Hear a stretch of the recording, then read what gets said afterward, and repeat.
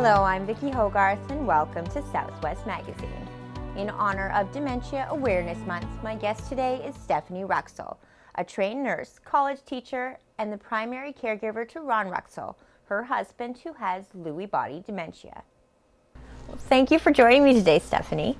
My pleasure. It's so nice to finally come in here and get to share some information with you. And this is Dementia Awareness Month. It is. It's the Alzheimer's Society kicked it off on January 6th. Can you tell me about your connection to something I have not heard about till I talked to you, Lewy Body Dementia? Okay, What is it and what is your connection to it?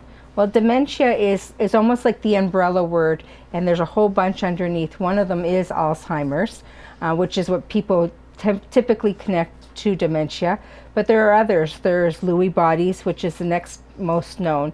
There's vascular dementia, there's frontal lobe dementia, and then there's a few others, little or less known ones. But these are all forms of dementia. And when you say dementia, some people really don't know what that means. And what it really means is, when you're saying dementia, that there are two parts in the brain that aren't functioning the way they used to be, that are struggling to function, or in essence stopping to work.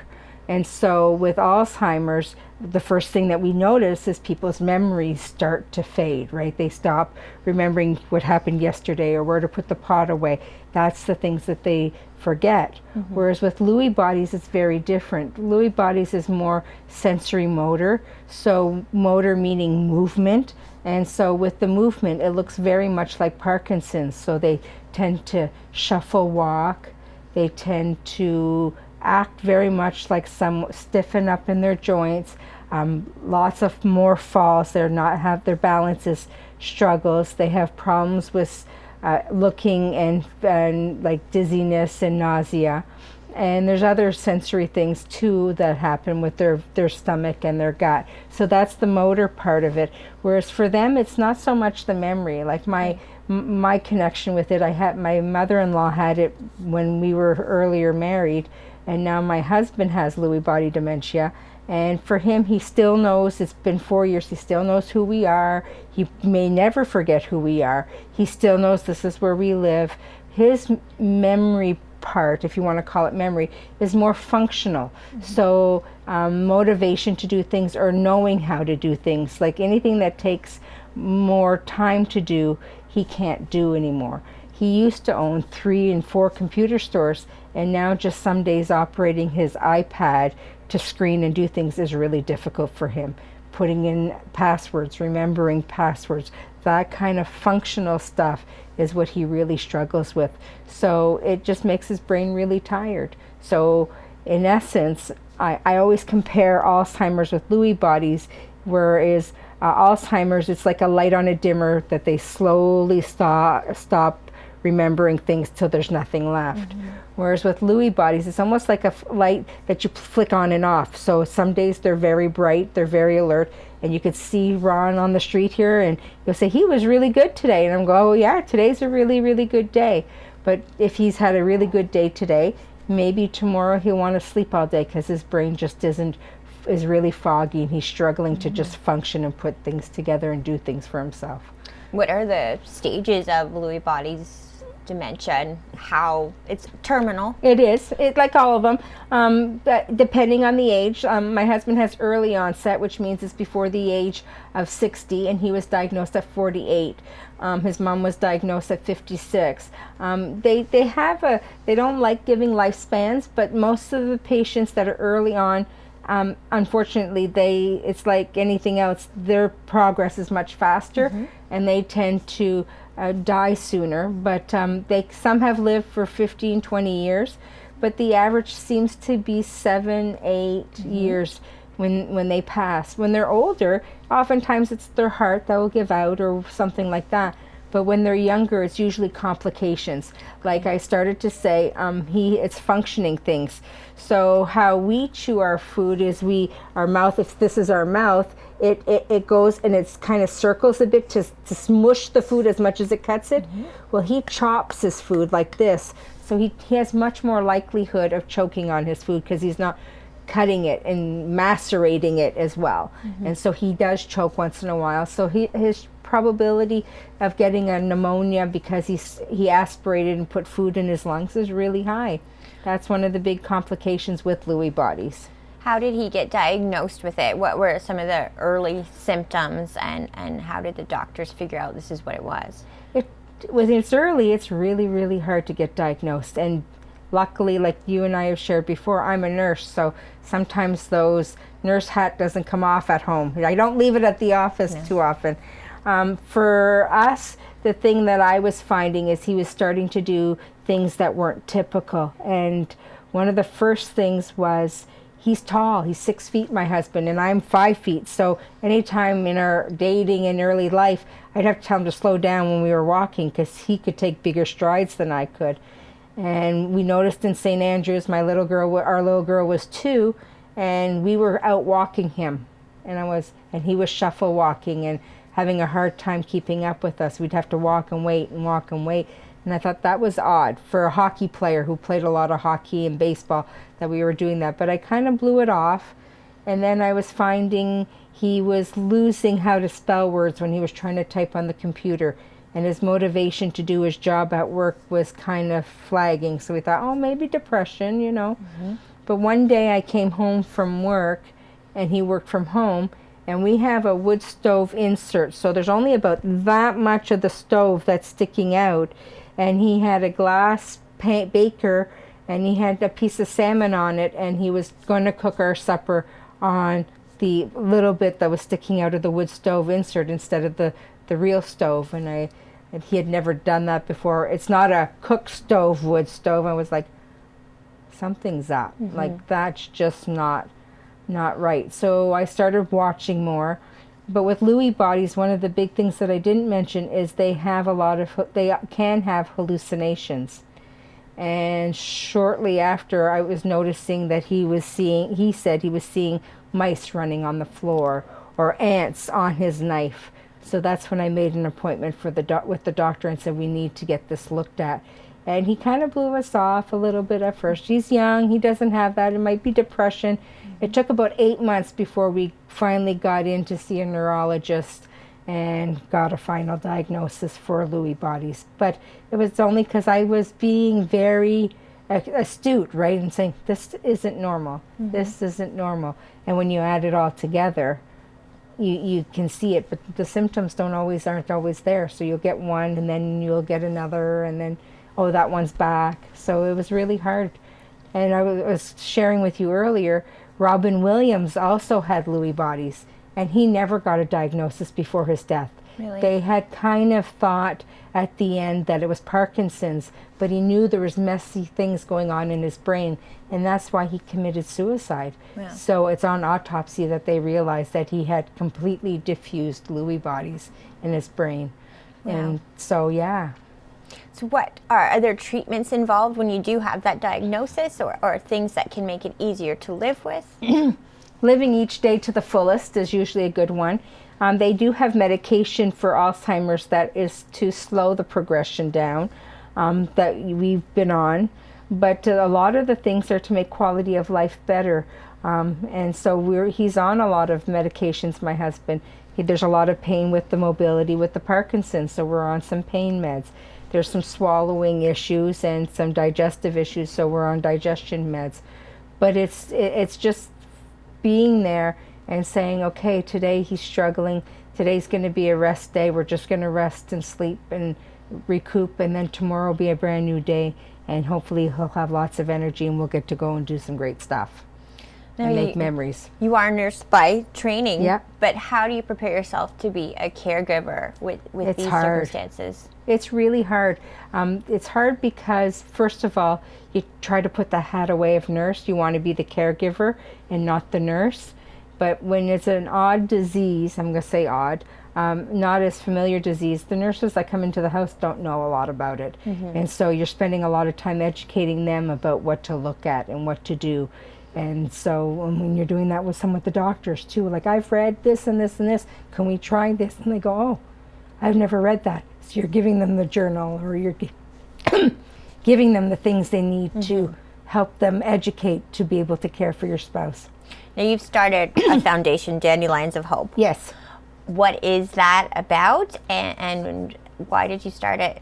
Well, we wanted to do something because there's not a lot out there, especially in the Maritimes.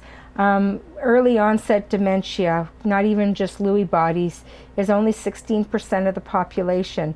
So if you look at us in New Brunswick with 750,000 people all spread out, I might not have another person with early onset as a caregiver for 200-300 miles. Right? So how do you connect with those people and share tricks, tips, and get something started and understanding each other and helping each other out, right? So that was part of it. And the other part of it is because now that I've become not an expert, but well-read in Lewy bodies, I want to be able to be a resource for other nurses, doctors, people who have questions because I've read up on it. I want to help navigate other people through the system. We've had a lot of roadblocks with how to get care even into our home, and what did we do before we got care into our home when he could somewhat stay at home alone. How did we do it with cameras inexpensively? Because early onset, we don't have that retirement of being at home and having figured out, okay, it's 65, we have our house paid off, our cars paid off, we're living on our means. We were still in our 40s trying to make that money and spending maybe beyond our means to have that lifestyle in a new town. We hadn't lived in St. Andrews very long. What were some of the complications in living in particularly a rural area? Actually, the only complication I feel is there's not any resources for so much for Ron. In a bigger city, he would be able to maybe go to a day program that keep with OT and PT to keep him exercising and learning and growing, and maybe taking an art class or something. So we don't have those kinds of resources. But living in a small town has almost been a phew, because even if it was Alzheimer's and he was a wanderer, most people in town know us. So if he got caught wandering downtown, Joe, Jim, Jay might say, hey Ron, come in and have a coffee and maybe get your hair trimmed in the barber shop, and then I'll take you home, right? We have that luxury in our town. We have that ability of everybody almost knowing everybody, and people know who we are, we know who they are, and we help each other out that way. As you mentioned, you're a nurse by training. You're an instructor at MBCC St. Andrews. So you've had to continue working. Absolutely. How do you balance out care? How have you made caregiving work? How is your situation at home? Well, interesting you asked that, because for a while it was hard to work and I was really struggling. But the first thing we did was I bought off the internet these free cameras. They weren't free, I paid $22, but free to Wi-Fi cameras. So on my phone I could click on it and I could see what he was up to, and that worked for a really long time as my sanity while I'm at work, which is only 3 blocks from where I live. But in the last year, my son, who was out west, moved back with his bride to New Brunswick, and he has become the daytime person that helps with pills and helps with making meals and offering Dad to go for a walk or taking him for a car ride, taking him for coffee, just to keep him hopefully going out more and not being tied to the house so much, because he doesn't drive anymore. Now, I know your son did something special this fall for your husband. Can you tell me a little bit about that? Well, Josh is our adamant wrestling guru, Twitter guy, and so he put out a tweet to Paul Bissonnette, who goes by Biz Nasty on Twitter, and Paul saw it in August. And he's a former NHL player? Yes, he is, and now I think he's a spokesman for the NHL, and he does a few other things. He has a podcast called The Chickless or something like that. I'm not too much. I like watching hockey with Ron, but all that young stuff I'm not too good with. But anyways, they got together, and without Ron knowing, and with my other son, they set up with the NHL to come. They flew from Arizona to St. John and drove to St. Andrews, surprised Ron with tickets to the NHL booth, which is the executive suite at the NHL, to see an NHL Blue Maple Leafs game for Ron, and had a jersey for him. And after the game, they went down and got signatures from his favorite players. And I saw some of the alumni in the alumni booth. It was a dream come true. He got the game-winning puck. He got the game-winning stick. All stuff that hangs in his room now with the signature of his favorite players on his jersey in a framed little case. Yeah. So still making those special moments when you're suffering from something that... Exactly. But for us, the best part for me, it wasn't for my husband, the best part was going to that thing, was getting a little bit of a splurt on young people with dementia. So to me, that was really good to have out there. Yeah. My husband doesn't care for that so much because there is still a lot of stigma with dementia. Dementia and the stigma that he basically is, he says, crazy sometimes. He's not. He's very bright. He's the smartest man I've ever known in my life. He's done so many great things with his life. He's been a rock star. I mean, people have messaged him since that presented from all over the world, the friends he's known that he's grown up with and people he's not known. I think it got that YouTube video got almost 2 million views. I mean, that's crazy. Wow. Yeah. The social media age helped a lot in connecting you to people who are... Absolutely. And bringing the story to life. And giving him a voice a bit too, I think. Yeah. How has it been? I mean, and that can bring positivity to a person to know that your story is making a difference. Absolutely. How has the emotional journey been for both of you? It's been hard. It's been really hard. Knowing, like on our groups, especially for me, it's not like the person dies a little bit every day, and so the grieving process just feels like it never ends, right? It's just always there, so it's hard. And wondering, okay, we went up to see our family at Christmas time. Is that going to be the last time we'll be able to make that trip together? When we have a birthday, is this going to be the last birthday? Is this going to be the last anniversary? You think those things, which is depressing, really depressing. So getting out of that headspace is really hard. What are the ways you've been able to do that? We try to make as many memories as possible all the time, always capturing the moments. Embracing each event as this is awesome that we get to do this. We're so lucky to do this. We get to have this special time together. Are there support groups or resources that you found particularly helpful when learning to live with this? No, the resources are very scattered in rural New Brunswick, right? So most of my resources for support for myself and for my partner have been on things like Facebook. There are a lot of support groups for anything. Like if you say you had tomorrow XYZ disease, you can type it into Facebook and there's about 20 different caregiver or patient support groups that you can chat in on. And what's really great about them, especially with dementia, is your loved one might not be able to let you leave to go to a support group. So that you can stay at home, you don't have to find anyone to be at the house.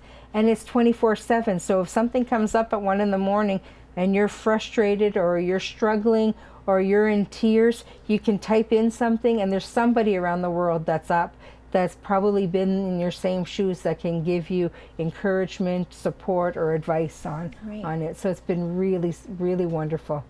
I mean, I think sometimes in Canada we forget, we have this idea that we have free health care, but it's not free all the time, especially with something like this when you're balancing out having to maybe make sacrifices as far as work goes too. Yeah. Can you tell me a little bit about some of the financial issues that may have come up with this that you've had to tackle in the process? Well, we've had a few. The first thing financially we had to tackle was we live in a 200-year-old house that did not have a main floor bathroom.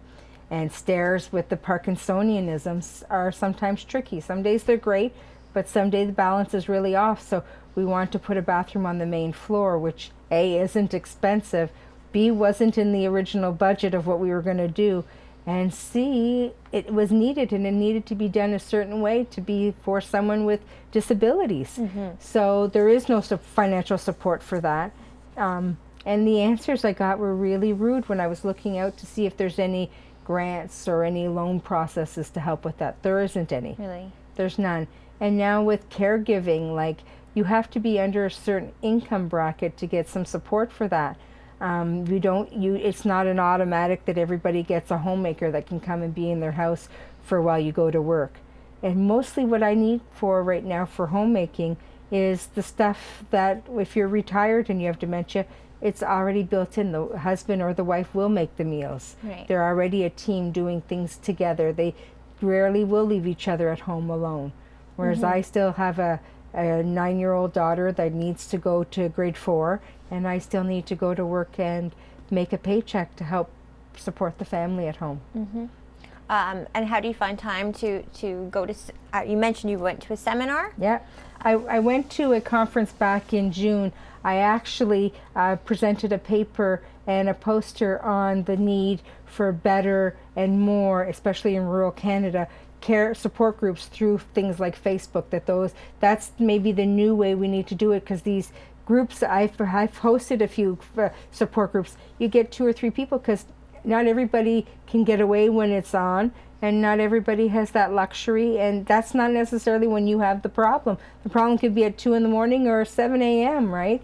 So we found that most of the people with Lewy bodies found that the caregiving was best on some sort of social media support group.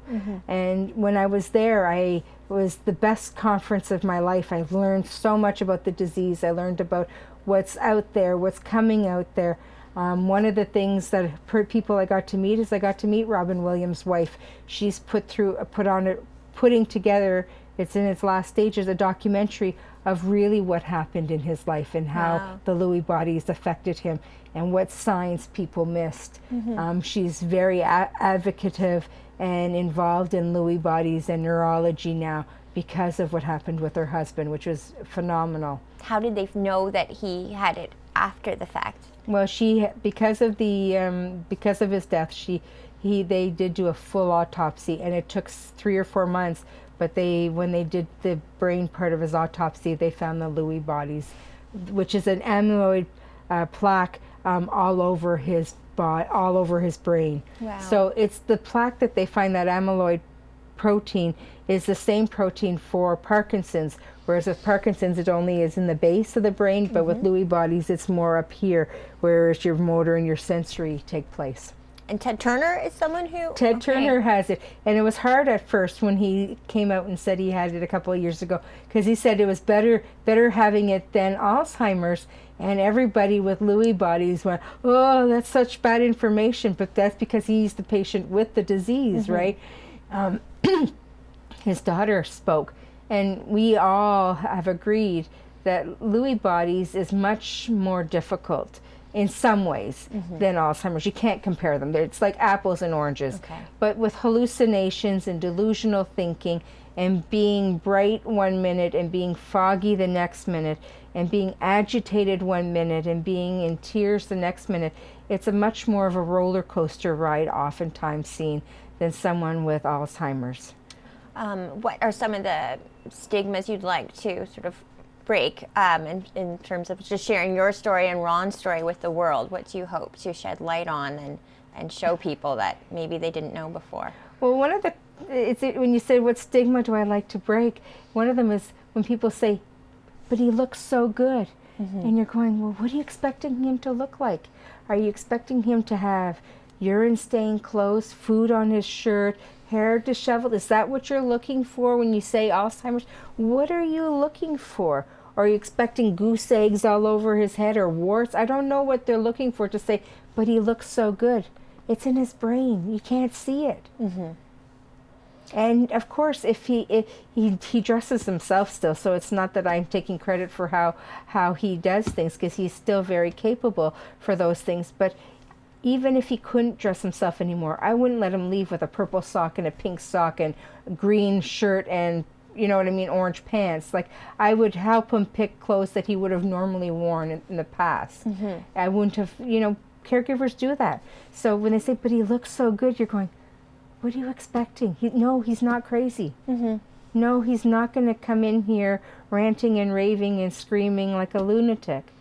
So I don't know. A lot of that I think is stigma, right? Mm-hmm.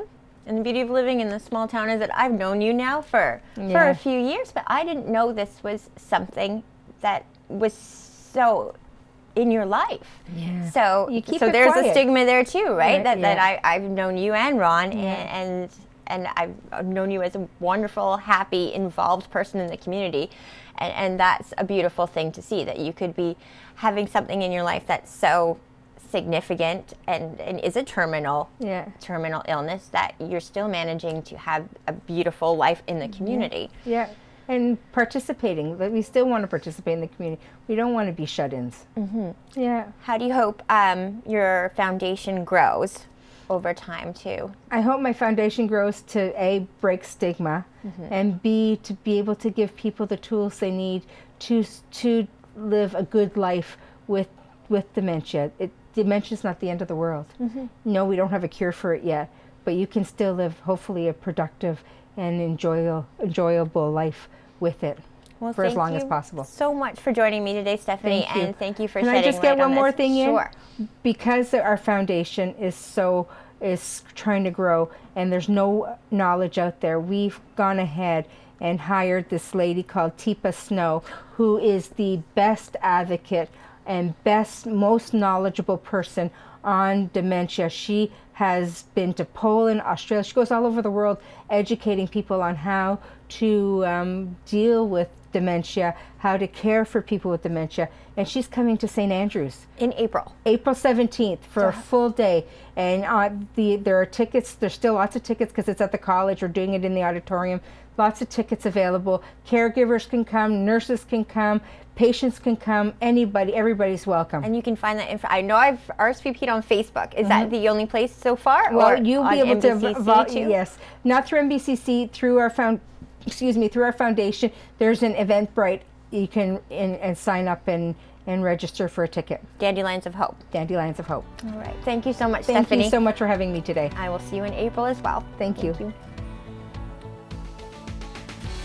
Southwest Magazine is a news and public affairs production of CHCO-TV, New Brunswick's only source for independent community television.